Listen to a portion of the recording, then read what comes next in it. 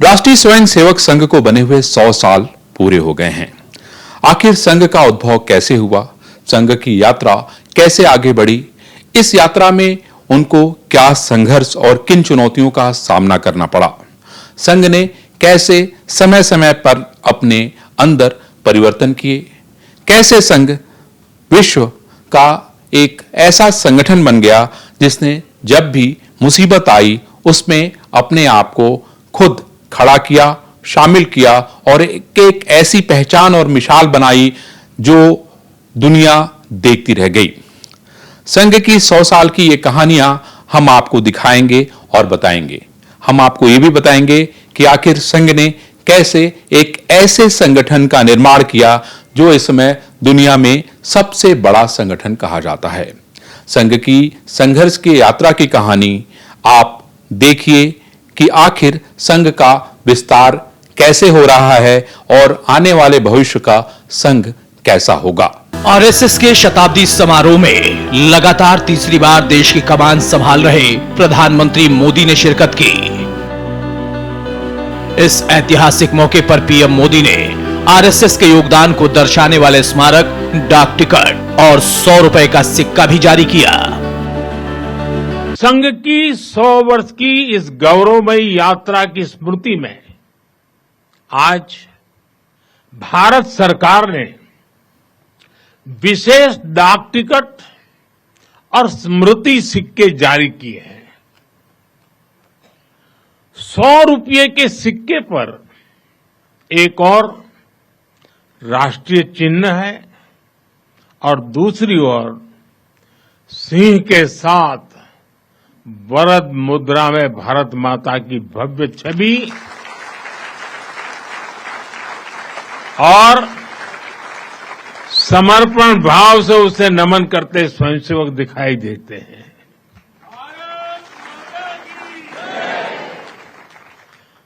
भारतीय मुद्रा पर भारत माता की तस्वीर संभवतः स्वतंत्र भारत के इतिहास में पहली बार ऐसा हुआ है।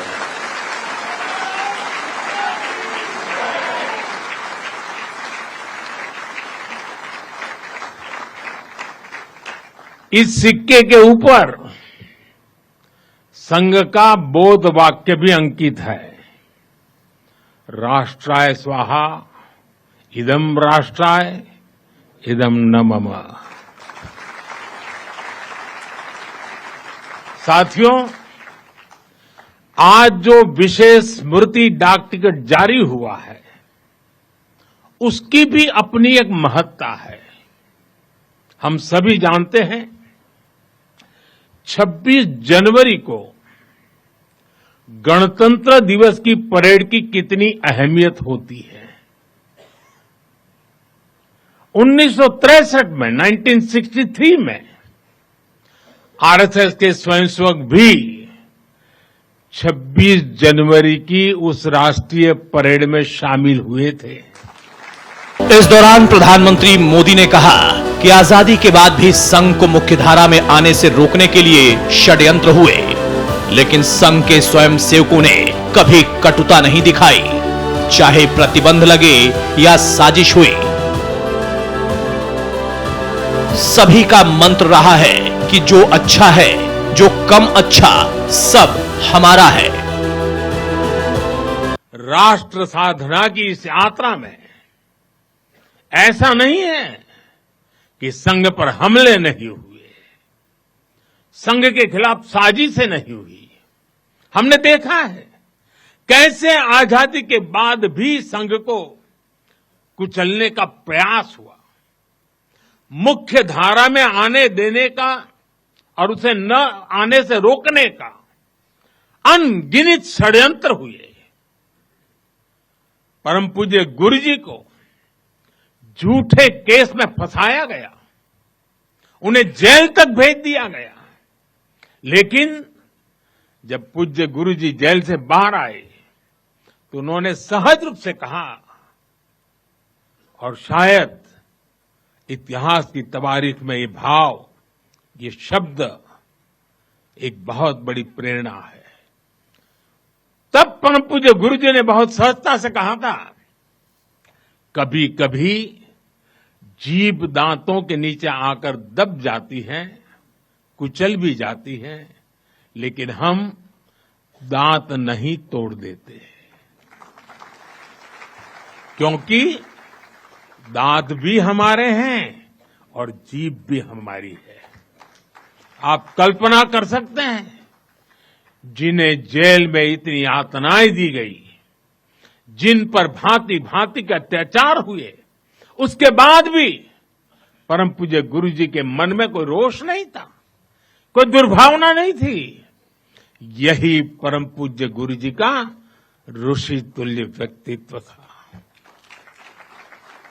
उनकी यही वैचारिक स्पष्टता संघ के प्रत्येक स्वयंसेवक के जीवन के मार्गदर्शक बनी।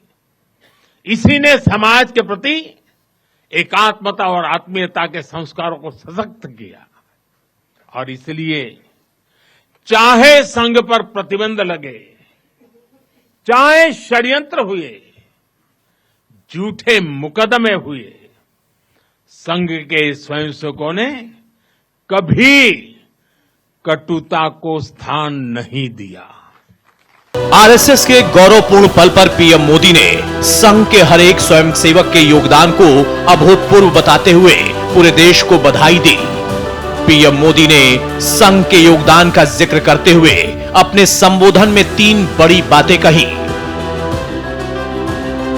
पीएम मोदी की 3 बड़ी बातें। 100 साल पहले आरएसएस की स्थापना संयोग नहीं, संघ और स्वयंसेवकों का एक ही उद्देश्य, राष्ट्र प्रथम। हमें घुसपैठियों से बड़ी चुनौती मिल रही। आज के समय की चुनौतियां अलग है, संघर्ष भी अलग है। दूसरे देशों पर आर्थिक निर्भरता हमारी एकता को तोड़ने की साजिश है। डेमोग्राफी में बदलाव के षड्यंत्र।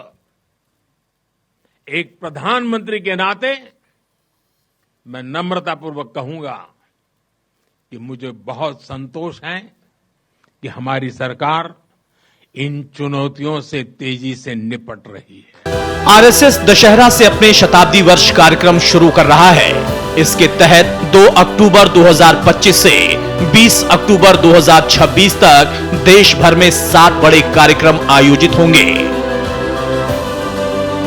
वहीं आरएसएस के 100 साल होने पर सरकार्यवाहक दत्तात्रेय होसबोले ने संघ के 100 साल के सफर का जिक्र करते हुए कहा कि हमें कोई सर्टिफिकेट नहीं चाहिए, हम किसी का विरोध नहीं करते, इसीलिए स्वयं सेवक निस्वार्थ होकर काम करता है। राष्ट्र के लिए सब कुछ है, मेरा कुछ नहीं, इस भाव से कार्यकर्ता काम कर रहा है।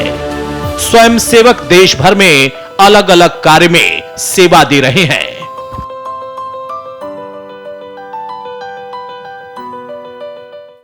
आज का इस कार्यक्रम को राष्ट्रीय स्वयंसेवक संघ के 100 वर्ष की यात्रा के स्मरणोत्सव ऐसे कहा गया है। भारत सरकार के संस्कृति मंत्रालय ने इस कार्यक्रम के संदर्भ में सोचा और संघ के प्रतिनिधि के नाते किसी को आना था, इसलिए मुझे उन्होंने बुलाया और उन्होंने कहा सरकारी वाक को रहना चाहिए ऐसे, इसलिए मैं उनके इस निमंत्रण को स्वीकार करते हुए यहाँ आया हूँ और संघ की ओर से संस्कृति मंत्रालय और भारत सरकार को मैं विशेष रूप से इस कार्यक्रम के आयोजन के लिए धन्यवाद भी देना था।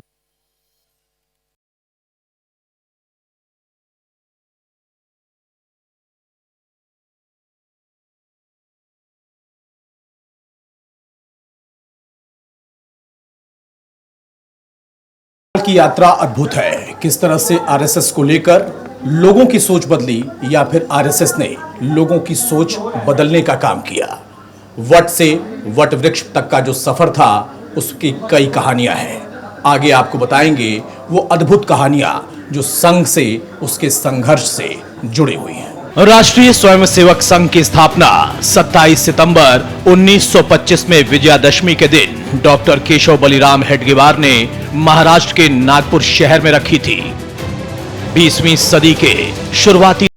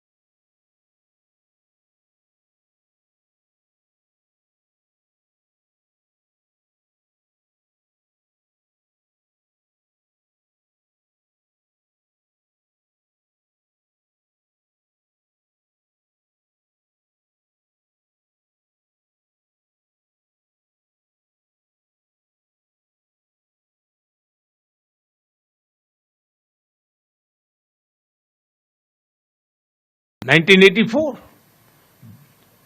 सिखों के खिलाफ जो कत्लेआम चलाया गया था, अनेक सिख परिवार संघ के स्वयंसेवकों के घरों में आकर के आश्रय ले रहे थे। यह स्वयंसेवकों का स्वभाव रहा है।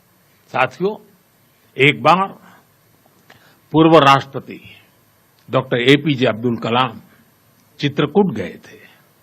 वहां उन्होंने नानाजी देशमुख जिस कार्य को कर रहे थे उस आश्रम स्थान को देखा था, वहां के सेवा कार्य देखे, वो हैरान रह गए थे।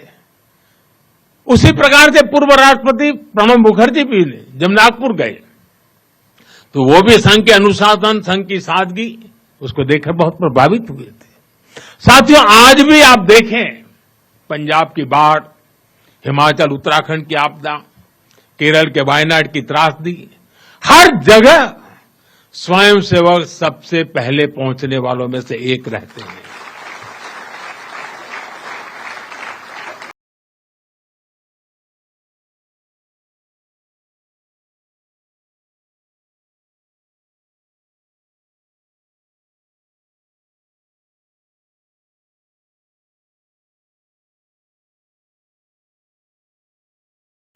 जब सरकार को आरएसएस पर पड़ा था, संघ पर एक बार नहीं बल्कि 3 बार प्रतिबंध लगाया गया। आजादी मिले 1 साल भी नहीं हुआ था कि आरएसएस को प्रतिबंध का सामना करना पड़ा। सबसे पहले 30 जनवरी 1948 को महात्मा गांधी की हत्या के बाद आरएसएस पर प्रतिबंध लगा दिया गया। इसके पीछे की वजह यह है कि महात्मा गांधी की हत्या को संघ से जोड़कर देखा गया था। 18 महीने तक संघ पर प्रतिबंध लगाए रखा गया। आरएसएस को दूसरी बार प्रतिबंध का सामना इमरजेंसी के दौरान भी करना पड़ा।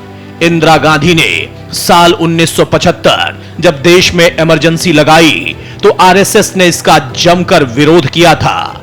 इतने जोरदार विरोध के चलते बड़ी संख्या में आरएसएस के लोगों को जेल भी जाना पड़ा। इस दौरान आरएसएस पर 2 साल तक की पाबंदी लगी रही। इमरजेंसी के बाद जब चुनाव की घोषणा हुई तो जनसंघ का जनता पार्टी में विलय हो गया। इसके बाद साल 1977 में जनता पार्टी सत्ता में आई, तब जाकर संघ पर से प्रतिबंध हटाया गया। आरएसएस पर तीसरी बार प्रतिबंध साल 1992 में लगा। दरअसल पहली बार बीजेपी ने 1984 का लोकसभा चुनाव लड़ा। इस चुनाव में पार्टी महज 2 सीटों पर सिमट गई, लेकिन बाबरी मस्जिद ने राजनीतिक परिदृश्य बिल्कुल पूरी तरह से बदल दिया। 1986 में अयोध्या के विवादित परिसर का ताला खोल दिया गया और यहां से मंदिर मस्जिद की राजनीति गर्मा गई। इसी मौके को भाजपा और आरएसएस ने भी भुनाया। नतीजतन इसको लेकर 1986 से 1992 के बीच में खूब टकराव हुआ। जगह जगह पर हिंसा हुई, लोगों की जानें भी गईं। साल 1992 में अयोध्या में भीड़ ने विवादित ढांचे का गुंबद गिरा दिया। इससे देश के कई हिस्सों में तनाव पसर गया, हिंसा होने लगी और माहौल खराब होने लगा। देश की स्थिति देख तत्कालीन प्रधानमंत्री पीवी नरसिंह राव ने आरएसएस पर भी प्रतिबंध लगा दिया, जिसके बाद एक बार फिर से जांच का दौर चला। लेकिन आरएसएस के खिलाफ इस जांच में भी कुछ नहीं मिला। नतीजतन आखिर में तीसरी बार 4 जून 1993 को सरकार को आरएसएस पर से प्रतिबंध हटाना पड़ा। संघ का काम हिंदुओं को संगठित करना है और संघ पर यह आरोप लगाया जाता है कि कभी कभी तो लोग उसको आतंकी संगठन भी कह देते हैं, और यह आरोप वो लोग लगाते हैं जो स्वयं आतंकी संगठन रहे हैं। मैं उदाहरण के साथ बता रहा हूँ, आज वो माले हैं, वो आईपीएफ हुआ करता था, वह आतंकी उग्रवादी संगठन है, और वह संगठन आरोप लगाता था आरएसएस के ऊपर कि यह जो है अतिवादी संगठन है और यह हिंसक, जबकि वो खुद कहता था आईपीएफ कि हम अपने राह की रुकावटें दूर करते हैं, बलपूर्वक भी दूर कर सकते हैं। अगर हमारी बात नहीं मानेंगे आप तो समझाएंगे, नहीं समझाएंगे तो हम बलपूर्वक भी आपको समझा देंगे। मैं आपको कमा फुल स्टॉप में बता रहा हूं। तो अब आप समझिए, संघ में ऐसी कोई प्रवृत्ति नहीं है, संघ कभी किसी हिंसा किसी दंगे में संघ शामिल नहीं है, कोई रिकॉर्ड नहीं है आज तक, आरोप जितना भी लगता है। और विश्व हिंदू परिषद जब बना जिस समय, मान लीजिए, तो उसमें बहुत बड़े बड़े लोग, हर धर्म के लोग आए। उसमें बौद्ध जो विचारक थे, सुशील मुनि जैन धर्म से वहाँ पहुंचे थे, है ना। चिन्मयानंद जी जो महान दार्शनिक, जो चिन्मयानंद जी उसमें विश्व हिंदू परिषद की स्थापना में पहुंचे हुए, तो ये बड़े बड़े लोग वहां थे। ऐसा नहीं कि कोई ऐसे बन गया। तो विश्व हिंदू परिषद की स्थापना इसलिए कही कि उसका एक अनुषांगिक संगठन है। संघ के बहुत सारे अनुषांगिक संगठन हैं। इस अखिल भारतीय विद्यार्थी परिषद बहुत चर्चित नाम है आज की तारीख में, और विद्यार्थी परिषद के लोग जो है, ये पहले एक समझिए कि संघ राजनीति नहीं करता है, लेकिन संघ के स्वयंसेवक राजनीति करते हैं, तो सब कुछ करते हैं, संघ कुछ नहीं करता। संघ का एक काम है सेवा, संगठन, राष्ट्रभक्ति, यह जो उसका मूल वो करता है, लेकिन उसके स्वयंसेवक सब करते हैं। और अखिल भारतीय विद्यार्थी परिषद का जो गठन हुआ, वो आज पूरे छात्र संगठन की सबसे बड़ी संगठन है छात्रों का, पूरे ऑल इंडिया लेवल पर। अभी तीन एग्जाम्पल आपको बता दूं। अभी पंजाब यूनिवर्सिटी, दिल्ली यूनिवर्सिटी और हैदराबाद यूनिवर्सिटी तीनों जगह जीता। उसका अध्यक्ष हैदराबाद में तो सुपड़ा साफ कर दिया सबका। इतना कुछ देखने और झेलने के बाद भी आरएसएस का कारवां आगे बढ़ता रहा। आज यही वजह है कि देश की राजनीति में आरएसएस का भी बड़ा दखल माना जाता है। बीजेपी नेता रमेश भिदुड़ी साहब हमारे साथ हैं। रमेश जी, आज संघ के 100 वर्ष पूरा देश मना रहा है। प्रधानमंत्री जी ने भी संघ की तमाम विशेषताओं की बात की, आप भी संघ से जुड़े हुए हैं। संघ के संघर्षों की बात करें तो उस पर क्या कहेंगे, वो भी लोगों को जानना जरूरी है। देखो, इस पर ये कहेंगे कि मैं स्वयंसेवक हूँ।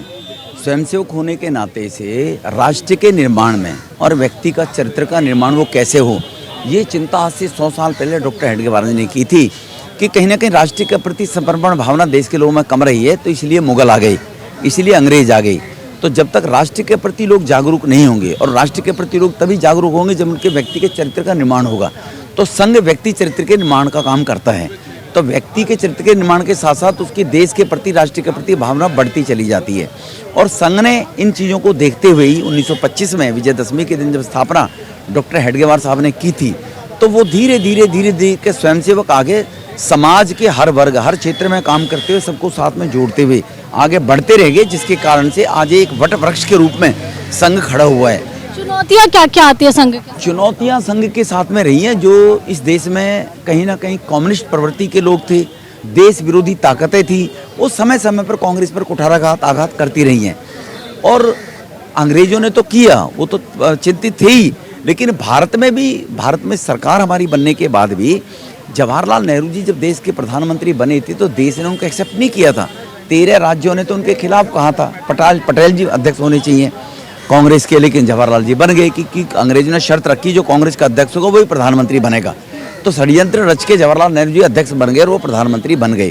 तो उनको कहीं ना कहीं ये डर था कि वो जिस प्रकार की मानसिकता के साथ में काम करते थे कि राष्ट्रीय स्वयंसेवक संघ के रूप में जो भारत को समर्पित लोग हैं, ये कहीं ना कहीं भारत के ऊपर आने वाले टाइम में हमारी सत्ता को, हमारी कुर्सी को चुनौती बन सकते हैं। क्योंकि वो अंग्रेजों को भी साथ कर रखना चाहते थे, चाइना को भी साथ कर रखना चाहते थे। जमीन का कितना बड़ा टुकड़ा जवाहरलाल नेहरू ने 1962 में चाइना को दे दिया था। तो आज संघ को अनेकों प्रकार की चुनौतियां, इमरजेंसी में किस प्रकार से पाबंदी लगाई, संघ के लोगों को जेल में, डॉक्टर गुरुजी, परम पूज्य गुरुजी जो दूसरे सरसंघ चालक थे संघ के, उन पर झूठे मुकदमे दर्ज कर दिए, उनको जेल में डाल दिया गया था। तो ये सभी प्रकार की प्रताड़नाएं सहते हुए आज भारत दुनिया की तीसरी इकोनॉमिक बनने जा रहा है। और आज दुनिया भारत आज कहीं ना कहीं मार्गदर्शन दुनिया का कर रहा है। इसे इत्तेफाक कहें या कुछ और, आज से 100 साल पहले जब आरएसएस यानी राष्ट्रीय स्वयंसेवक संघ की स्थापना हुई थी, उस दिन भी विजयादशमी थी और वर्ष था 1925। जब आरएसएस के 100 साल पूरे हो रहे हैं तो आज का दिन भी विजयादशमी का दिन है। ऐसे में ये यात्रा बहुत लंबी थी, इसमें ढेर सारे लोगों को संघर्ष में उतरना पड़ा था।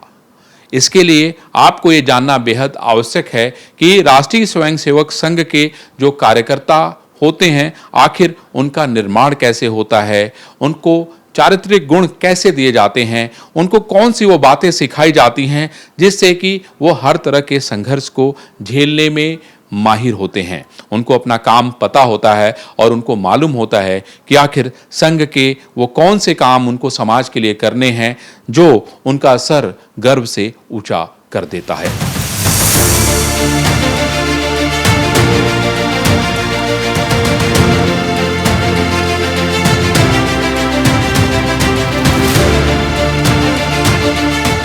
शाखा में कार्यवाह का पद सबसे बड़ा होता है। उसके बाद शाखाओं का दैनिक कार्य सुचारू रूप से चलने के लिए मुख्य शिक्षक का पद होता है। शाखा में बौद्धिक और शारीरिक क्रियाओं के साथ स्वयंसेवकों का पूर्ण विकास किया जाता है। जो भी सदस्य शाखा में स्वयं की इच्छा से आता है वो स्वयं सेवक कहलाता है। शाखा को समझिए। प्रभात शाखा, सुबह लगने वाली शाखा को प्रभात शाखा कहते हैं। सायं शाखा, शाम को लगने वाली शाखा को सायं शाखा कहते हैं। रात्रि शाखा, रात्रि को लगने वाली शाखा को रात्रि शाखा कहते हैं। मिलन, सप्ताह में 1 या 2 बार लगने वाली शाखा को मिलन कहते हैं। संघ मंडली, महीने में 1 या 2 बार लगने वाली शाखा को संघ मंडली कहते हैं। संघ की पहली शाखा नागपुर के मोहितेवाड़ा मैदान में लगी थी। शाखा सिर्फ एक बैठक नहीं बल्कि आरएसएस की आत्मा कही जाती है। यह संगठन का बुनियादी ढांचा है जहां रोजाना या साप्ताहिक आधार पर स्वयंसेवक मिलते हैं और शारीरिक मानसिक प्रशिक्षण लेते हैं। हेडगेवार का विश्वास था कि छोटी छोटी शाखाओं के माध्यम से बड़ा संगठन खड़ा किया जा सकता है। इसी मॉडल ने संघ को आज करोड़ों कार्यकर्ताओं से जोड़ा है। 1925 में सिर्फ एक शाखा से शुरू हुआ यह सफर आज हजारों शाखाओं तक पहुंच गया है। संघ के अनुसार भारत में प्रतिदिन 60,000 से ज्यादा शाखाएं लगती हैं। इसके अलावा अमेरिका, ब्रिटेन, ऑस्ट्रेलिया और कई देशों में भी शाखाओं का संचालन किया जाता है। आरएसएस दुनिया के सबसे बड़े स्वयंसेवी संगठनों में गिना जाता है। इसकी गतिविधियां गांव-गांव और शहर-शहर तक फैली हुई हैं।